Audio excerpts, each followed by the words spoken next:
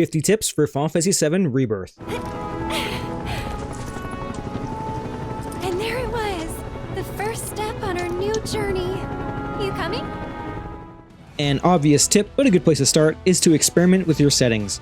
Some suggestions would be to change your combo targeting from fixed to free, mix up your lock-on controls, try out different camera distances, put on attack target correction, and enabling your mini-map. When in doubt, refer back to the manual. While this is very basic advice, it is something a lot of players tend to forget. There is a ton of useful information inside the manual that includes details on elements, status effects, different types of attacks, and a whole lot more. While you're still in the menu, be sure to set up your combat shortcuts. To access said shortcuts during battle, simply hold down L1 and press the corresponding button to the command you want. Also, do keep in mind that if your character has a potential to engage in air combat, they can set up separate ones for that. These shortcuts are incredibly useful for saving time in battle and chaining your attacks together efficiently. Next up, take some time to organize your party and materia setups. Again, in the combat settings, you can set up your 3 party loadouts and their order by hitting square. You can also assign a party leader by pressing triangle, which will determine what character will be first controlled in battle. To cycle between these 3 party loadouts, bring up your command menu and simply tap L1 or R1. As for your materia setups, make sure every character is fully equipped with materia, since both the active and backup party members will gain both EXP for themselves and AP to level up their equipped materia. To make this easier to check, be sure to use a set for all shortcut by pressing the touchpad. Transmute everything. Throughout the game, there will be materials to collect that the transmuter will need in order to create items and accessories, which will raise your craftsmanship level, allowing you to create more powerful accessories later on. Sure, it is tempting to hoard materials, but you'll be unable to collect more once you hit 99. So instead of selling materials, it is simply a better idea to transmute more items instead. While 10 save slots is plenty for most people, for some of us it's nowhere near enough. That being said, it is a good idea to have multiple save files, especially before key story events. The game does have an auto-save function, but it's not something to rely on. Remember, you can quickly save by pressing triangle while on the main menu. Throughout Rebirth, you will find new weapons with an ability tied to it for each character. In order to unlock that ability so you can freely use it with any weapon, you're gonna have to max out that ability's proficiency by performing its requirement. When it comes to upgrading your weapon, select the skills based on what playstyle you're aiming for. Note, there is an automatic option to make things a little less complicated, but in the end it's better to customize the skills exactly how you need them. Make sure to find and unlock the chocobo in each region as soon as you can. Granted, they usually aren't available until you play to a certain point in that region's story first. Unlocking the chocobo will enable fast travel and allow you to traverse through the zones much quicker. There are a ton of side quests and world intel to complete in each region that will grant you access to more powerful rewards. However, just like with chocobos, a lot of these won't unlock until you progress to a certain point in the story, so finish what you can and remember to return when more becomes available. PS, holding down L1 will show nearby objectives, side quests, and also your party's affinity levels. The assessment area is incredibly important in Rebirth, since it will show information on enemies such as their weaknesses and how to pressure them. Pressing the touchpad during battle will quickly bring up this info, which can also be checked in the enemy intel section. Before leaving any area, take a thorough look around, as this can save you from spending unnecessary gil on things you could have gotten for free. Also, take advantage of vending machine discounts, breaking Shinra boxes for both Moogle medals and macro shards, as well as having your chocobo dig for treasures. Don't sleep on auto materia. The most common use is pairing autocast with healing. Another one to check out is also the auto unique ability, which works well with many characters, especially Aerith, since she will teleport to one of her wards whenever casting a spell or when in trouble.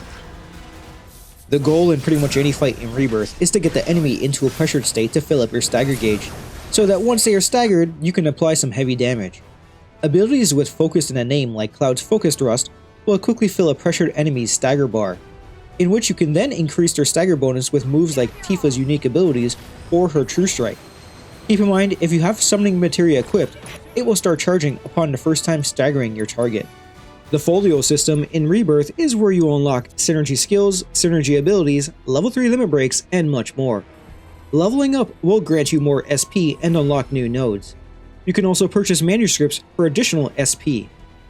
Also, be sure to unlock and use these elemental attacks, as they require no MP to execute in battle. Using synergy skills is incredibly important and needs to be used to their fullest. These skills require no ATB to use, while granting the two characters involved a huge bump in ATB gain. Another bonus is using the synergy skill will teleport the other party member to the controlled character's location, which can be great at getting your teammates out of trouble. Synergy skills have both offensive and defensive uses, so focus on optimizing both. Synergy abilities are flashy damaging moves that can raise your limit break level, extend the enemy stagger duration, grant temporary unlimited MP, or even split your ATB gauge into 3 sections, so pick the right ability for the right situation. In order to use these abilities, you first need to use ATB on abilities or spells that have this symbol, as they will grant 1 bar to your synergy gauge. Once the 2 compatible characters have the required charge on their gauges, you can then trigger the ability. Now, in order to perform limit breaks, you first need to fill up a character's limit gauge. This can be done by receiving damage, perfect parrying, or most effectively by staggering your target. As for when to unleash your limit break, the best options are either when the enemy is staggered, or when you want to tank through an attack, since your character cannot be interrupted and will avoid taking damage throughout the limit break's animation. Positioning and timing are key in battle, so whenever casting spells, remember that you can be interrupted out of it, resulting in wasted MP. Synergy abilities also do not have the invincibility that limit breaks do, so try not to brute force through enemy moves with it. While blocking and evading are both options you should learn, blocking is the one that will greatly increase your survivability. This is thanks to perfect blocking, which will parry incoming damage and also help raise the enemy's stagger gauge. The precision defense materia will help with the timing window. There are a ton of minigames to fully complete in Rebirth, and while you might not want to, it is simply worth it for the more powerful rewards you can get. During boss fights, do not waste resources trying to kill them when their HP bar looks like this, because you can't. Instead, use this time to heal up, build ATB, and charge up their stagger gauge. Mix up both ground and air combat. Unlike Remake, many characters in Rebirth have viable options to fight in the air with, so learn the abilities that you can take advantage of, along with chaining moves together that will either launch your targets into the air or slam them into the ground. Keep an eye out for this symbol next to their moves. Sure, you can have every character in a balanced role, but to unleash a character's full potential, it's best letting them embrace what they excel at with their weapons and materia builds. For example, having Aerith do overwhelming magic damage, or Barret being the high HP team protector. With that said, it's important to learn how each character works. Doing the combat similar to tutorials will help you learn the character and their special abilities. In battle, the controlled character generates ATB faster, but will also be targeted more by the enemy. Don't forget to free characters in a bind or switch off of the ones that are unable to perform actions. Cloud's well-rounded playstyle and fighting modes are well explained in Chapter 1, but essentially you want to be switching between his Operator and Punisher mode with attack cancels or abilities like Disorder. Braver is a move that can apply more damage if used in the air, so always try to mix that into your attack strings. Also, through Punisher mode you can increase his damage output by activating Berserk, and then later improve it with Prime mode. Aerith is perfect. Simply equip her with the right materia, and she will delete even the hardest bosses quickly. Focus on using rewards often, since they also increase her mobility by teleportation. You can choose which ward to teleport to by holding down the control stick in that direction. Arcane allows her and anyone standing inside of it to double cast spells. Radiant increases her damage and ATB gain, while also preventing those standing inside from being interrupted while casting spells. Wards can be placed on top of each other to stack the benefits, or placed onto a teammate as an escape option. P.S. Unlock Transcendence as soon as you can in her folios. Just like in Remake, Tifa wants to reach her level 3 chi to increase her damage, speed, and efficiency. Tifa is still the best at building an enemy stagger bonus with her special ability and True Strike. While Unbridled Strength is great, the one you really want to use is Unfettered Fury. This is because through animation cancels, it can generate a ton of ATB that should be used on consecutive True Strikes. Out of the entire cast, Barret has the most HP, which makes him the best suited to fill the tank role. Steel Skin will help him survive longer, and Lifesaver is what enables him to protect the team, and even handle the burden a teammate is supposed to suffer with the dark side materia. Be sure to use Bonus Round with Overcharge. Also use Focus Shot with 2 ATB charges rather than 1, since it will apply more stagger. Red 13 wants to get in Vengeance mode as soon as possible, so blocking, parrying, and countering enemy attacks will be the name of the game. While his HP will be fluctuating a lot, he can luckily recover it with Siphon Fang and his limit break, Blood Fang. His spin attack will draw enemies in and can be comboed with Sidewinder, which can also be used against flying enemies. Whenever using Yuffie, her doppelganger ability is a no-brainer since it will help her apply more damage and even allow her to double cast spells. Both Blindside and Brutal Form will increase her survivability, and Brutal can also massively increase a party's ATB rate when paired with Aerith's ATB ward. Also, don't forget to use her elemental ninjutsu to target enemy weaknesses. Kate sets Mugo can freely move while Kate is casting a spell, so use this power to change positions or even parry incoming attacks. Always try to summon your Mugo near enemies with Let's Ride, as it will generate ATB. If using his dice ability, don't forget you can manipulate the dice by walking or hitting it. Lastly, equip him with gear that increases his ATB and bumps up his already high luck stats, since this will influence his critical rate and some of his abilities.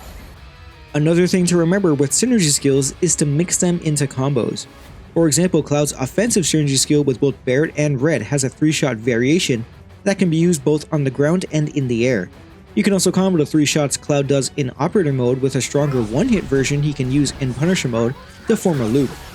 Another one is Aerith's Combat Savior skill, which can generate a lot of ATB and be paired with easy follow-ups. Optimize the flow of battle. With Materia like Time, you're going to want to cast Stop on a staggered enemy to apply more damage, while always casting Haste on your party members to increase their ATB gain. The Magnified Materia can make this more efficient with its multi-target function, but just remember it will lose some of its potency. Yes, I know watching animations for synergy abilities and limit breaks are awesome, but try not to always do it. Instead, once the move starts, switch over to an available character to build up some ATB for additional damage, or to cast a spell. Don't forget to use counterattacks to your advantage, especially with Cloud and Red 13. Aside from their dedicated counter abilities, they can both respond by simply blocking attacks, Cloud via Punisher mode or while switching in between modes. As for Red, this is simply done by blocking normally or while in Vengeance mode. Don't rush into your next fight half dead. This means take the time to make sure your HP and MP is topped up before you go running full speed ahead. While in the command menu, you can hold down L1 to enable the multi-use for spells or items. While this is a convenient method, doing it within the in-game menu is actually faster. Pay attention to enemies' actions and patterns. Aside from 1 or 2 attacks, the game will display what move they are executing. This alongside reading enemy patterns will dramatically increase your performance in battle. Also, be on the lookout for exclamation mark in the attack, as this will signify an unblockable move. Building up ATB quickly is essential for battle, so make sure to have the right ATB boosting accessories and materia equipped. Once you jump into battle, always try to land a first strike, use synergy skills a lot, and take advantage of abilities like Aerith's ATB ward. When taking on summons, be sure to activate the synchronizing crystals, as they not only make the fight in the simulation easier, but they also level up the summoning materia itself, which adds more stat bonuses and a special attack. With that said, if you want a challenge, try fighting the summons on full might. Don't forget about backline commands. If 2 of your party members are KO'd, you can access it by hitting triangle on the command menu to call in your backup party members to perform a synergy ability, which just might save a losing battle. A popular strategy is using Plasma Discharge via the enemy skill materia and even pairing it with the HP Absorb, which will have your character letting off bursts of lightning every time they gain an ATB charge, while also receiving HP back. Casting Haste with the Time Materia also helps this combo work even better, along with using abilities like Cloud's Disorder, or spamming Brutal Form or Mug with Yuffie. To master Materia fast, equip the Chocobo armband that is rewarded to you from the Chocobo Sage by completing the Esoteric Secrets of the Elders side quest. Next, equip an AP up into one of the link slots and then add the materia of what you want to max up into the other. Doing this dramatically increases the AP that materia will receive, in which you can then grind out one of the quicker VR missions or this section of Gangaga. Like in Remake, stacking materia in Rebirth is extremely powerful and very helpful in hard mode for taking out bosses. Generally, this is done by stacking magic materia of the same element and pairing it with different support materias in linked slots. HP Absorb, MP Absorb, Magic Focus, Elemental, and Swift Cast are all popular options. Learning when and what moves you should be animation cancelling is critical in Rebirth. Cloud, Tifa, and others have ways of benefiting from it, but the first one people learn is Barret with his overcharged special ability. Recharging the move by simply hitting triangle by itself wastes precious time. What you should be doing is pressing triangle right after completing his full basic attack, or right after casting a spell. Doing this will resupply overcharge without the lengthy animation. Synergy materia is very powerful, with the most popular pairings either being synergy with Comet or synergy with Petrify. Since it won't cost MP or ATB to use, having Aerith stand on an arcane ward for a double cast is ideal. You could also equip both Aerith and Yuffie with Petrify, then have Yuffie use Doppelganger to have both characters execute Quake while inside of an arcane ward. Also look into adding the Swift Cast Materia with Petrify. Mastering the elemental Materia will make everything far easier. Pairing the Materia with an element into your weapon will help exploit enemy weaknesses. If slotted into your armor, then it can nullify damage or even heal you, which is vital for surviving in hard mode. If you want endless limit breaks, then Aerith is the key. She will need her level 3 limit break Rising Fury unlocked while equipped with both the enhanced Expeditionary Medal and the Limit Siphon Materia. Once a teammate's limit break is full, use Limit Siphon with Aerith. Then use Rising Fury to give both teammates full limit breaks. From there, one party member can use theirs offensively, as Aerith repeats a loop with the other. The Limit Booster accessory or the Gata Damarong on another party member can speed this process up. Since hard mode doesn't allow items, your MP management becomes even more important. So remember to do these things instead of always burning valuable MP on healing spells. Equip and use Chakra, Prayer, HP Absorb, MP Absorb, Soothing Breeze via enemy skill, and the HP MP conversion materia to turn a non-active party member into a dedicated heal bot. Also, some characters have abilities that restores MP, like Aerith's Soul Drain, which rewards even more back if used on a staggered enemy. Lastly, cushions used at Chocobo stops will replenish both HP and MP, so take advantage of those. The Brumoform plus ATB ward strategy will help you take out even the toughest bosses very easily. Yuffie's equipment will be set up for ATB gain, while Aerith's will be based on stacking so that she can apply heavy magic damage. The third party member will be supporting the team with spells. Basically, once the fight starts, cast Haste with Magnify. Then Aerith uses ATB ward on Yuffie. Yuffie will now keep spamming Brumoform to generate the team's ATB, while Aerith starts blasting August spells at the enemy on top of an arcane ward. Finally, there are a ton of useful accessories in Rebirth, but the one you may want more than anything else is the Genji Glove, which enables you to exceed the 9,999 damage cap. In order to get this item, you need to defeat Gilgamesh on his island, which gives you the Transmuter chip. Then collect rare materials from the regional bosses. Scoop up Jet Sand in the Meridian Ocean, and then craft the gloves. Keep in mind you need to be Craftsmanship rank 16 in order to create the gloves, which can be done by transmuting every other available item once. And that wraps up my 50 tips for Final Fantasy VII Rebirth. Hopefully you found these tips useful, and if you have some of your own, feel free to share them down in the comments. Thank you for watching, and I'll catch you in the next one. You, forget the way back? Huh. One as well traveled as I forget? Never! Countless are the realms which I have explored. Crossing the void is but a trifle.